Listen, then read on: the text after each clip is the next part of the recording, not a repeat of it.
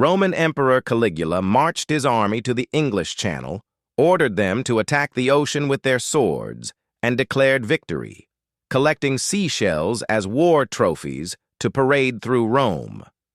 This event is documented by Roman historians Suetonius and Cassius Dio, writing within a century of Caligula's reign.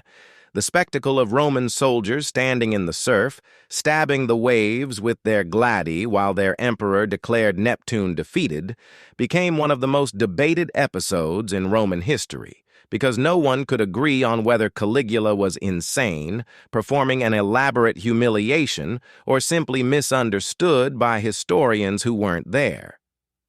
Gaius Julius Caesar Germanicus, called Caligula, a childhood nickname meaning little boot, which he reportedly hated, became emperor of Rome in 37 AD at the age of 24.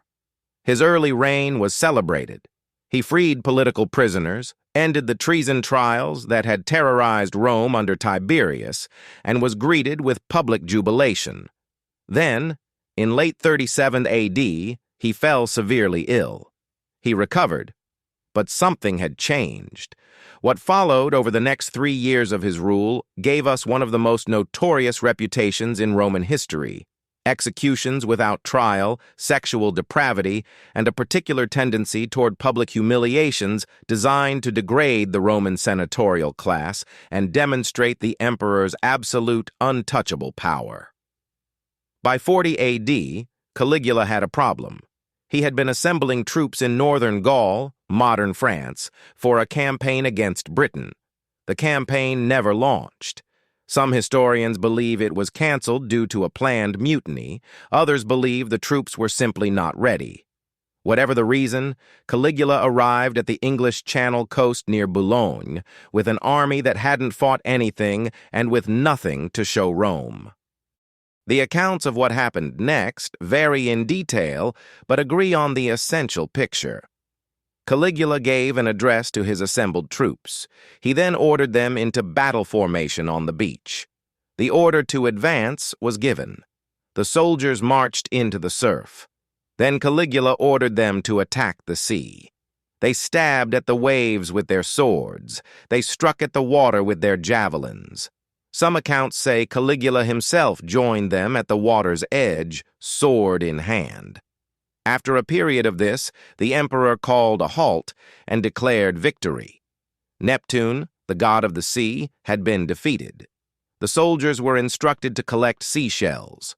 Helmets and the folds of their tunics were filled. The shells were declared spoils of the conquered ocean, to be sent back to Rome as trophies of the victory. Each soldier received a bonus of 100 denarii, approximately a week's pay, for their participation in the victory. A lighthouse was constructed at Boulogne to commemorate the campaign. It remained standing until the 17th century. Roman historians writing after Caligula's assassination in 41 AD were unanimous in reading the event as evidence of his madness. Suetonius, writing roughly 80 years later, presented it as one of his most deranged acts. The image of a Roman emperor waging war on the ocean became the defining symbol of Caligula's unstable reign. Modern historians have proposed alternative explanations. One theory, shells, in Latin, musculi, was also military slang for a type of military siege hut. If Caligula ordered his troops to collect musculi, he may have been ordering them to dismantle military structures, and later writers unfamiliar with the slang took the phrase literally. Another theory.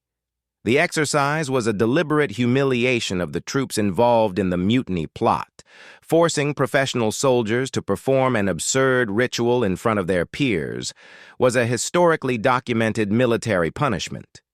The shells were not trophies. They were props in a degradation ceremony.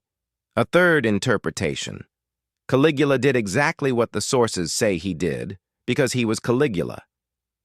Caligula was assassinated on January 24, 41 AD, by officers of the Praetorian Guard who had been planning the operation for months. He was stabbed 30 times in a palace corridor. He was 28 years old and had been emperor for less than 4 years. The Senate attempted to restore the Roman Republic in the immediate aftermath. The Praetorian Guard, who had a financial and political interest in maintaining the imperial system, instead found Claudius hiding behind a curtain in the palace and declared him emperor.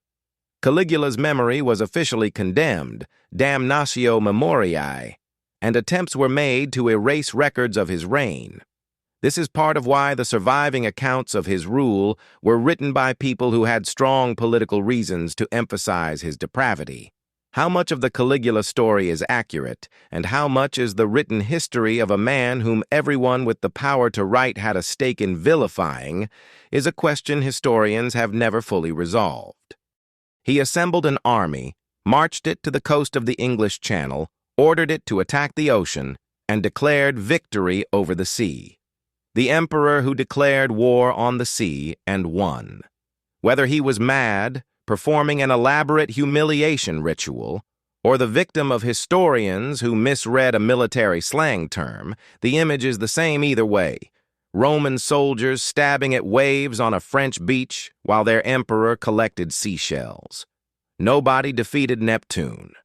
But nobody who was there to argue about it survived Caligula's reign long enough to be believed. Subscribe if you want more. See you in the next one.